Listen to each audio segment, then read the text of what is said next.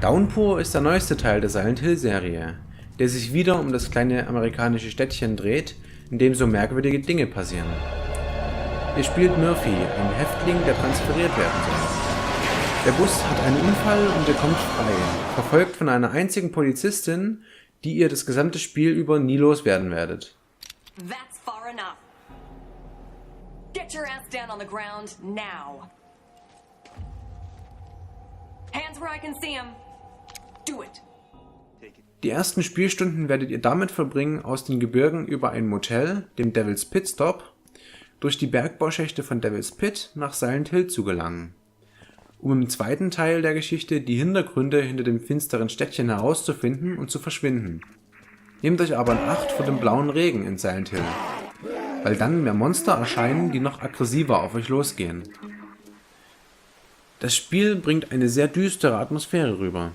Ich hatte ständig das Gefühl, dass gleich wieder etwas komplett Unglaubliches passiert. Etwas, worauf ich nicht gefasst bin.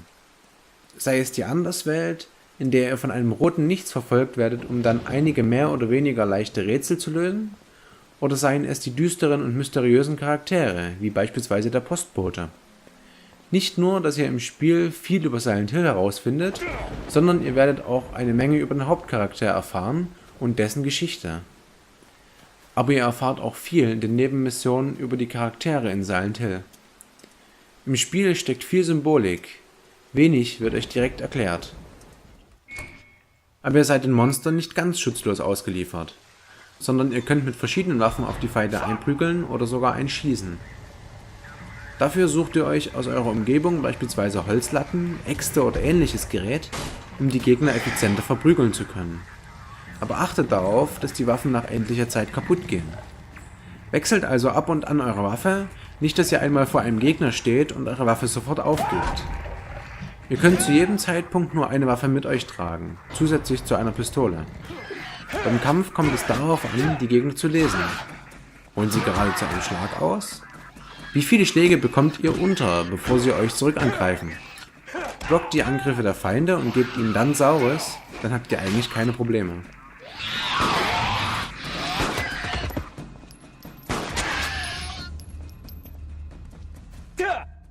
Die erste Zeit im Spiel seid ihr noch auf dem Weg nach Silent Hill.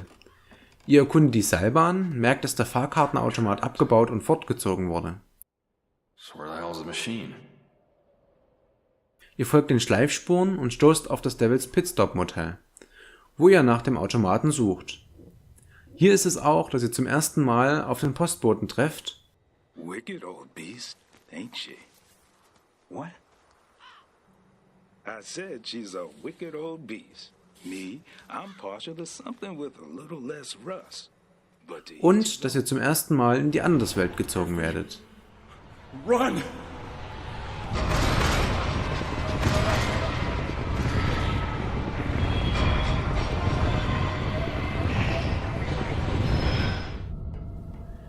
Nach einer kurzen Sequenz, in der ihr dem roten Nichts davonlauft und einige Rätsel löst, gelangt ihr aber wieder zurück zum Devil's Pit Stop.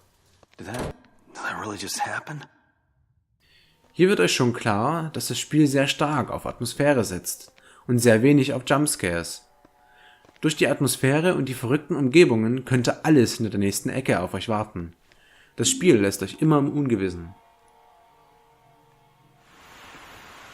Ihr findet also den Automaten, bekommt eine Fahrkarte und los geht es mit der Seilbahn. Unten angekommen ist es hell und die Beleuchtung erinnert stark an Alan Wake. Ihr trefft auf einen Charakter, der euch von seiner Geschichte mit dem Devil's Pit erzählt.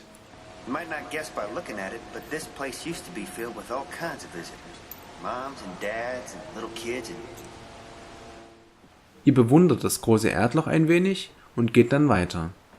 Immer wieder im Spiel trefft ihr auf merkwürdige Erscheinungen und NPCs, die euch von sich und dem Ort erzählen. Ihr kommt irgendwann in Silent Hill an und erkundet den Ort. Hier erfüllt ihr Nebenaufgaben und gelangt in weitere Teile der Stadt. Beispielsweise gibt es im Ort Aushänge, dass ein Kind auf dem Schulweg verloren gegangen ist. Es hat sich über Schleifen an Laternen orientiert. Ihr geht dem nach und findet verstörende Erkenntnisse.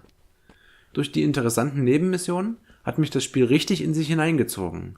Und es hat lange kein Spiel mehr so geschafft.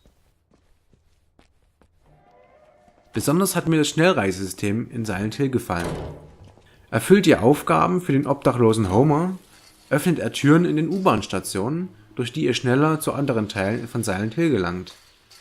Die Enge und die absolute schwarze Farbe der Nebelschwaden, durch die ihr lauft, führt dazu, dass ihr euch eigentlich nicht mehr wohlfühlt. Aber ihr benutzt die Schächte trotzdem, um schneller in der Stadt herumzureisen. Die Gegner sind größtenteils recht interessant. So kämpft ihr gegen Krankenschwestern, gegen Werwölfe und später noch gegen größere, gefährlichere Gefängnisgegner. Glücklicherweise existieren aber die schwebenden Krankenschwestern aus Silent Hill 4 The Room hier nicht. Das Spiel verfügt neben dem Kampfschwierigkeitsgrad noch über einen separaten Schwierigkeitsgrad für die Rätsel, der bestimmt, wo sich Gegenstände befinden. Auf Normal sind die Kämpfe selten eine Herausforderung, außer im letzten Level.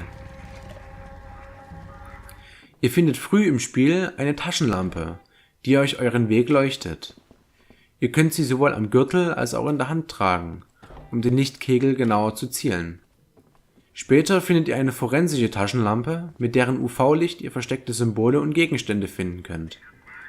Es gibt auch einen Teil im Spiel, in dem ihr nur euer Feuerzeug als Lichtquelle habt.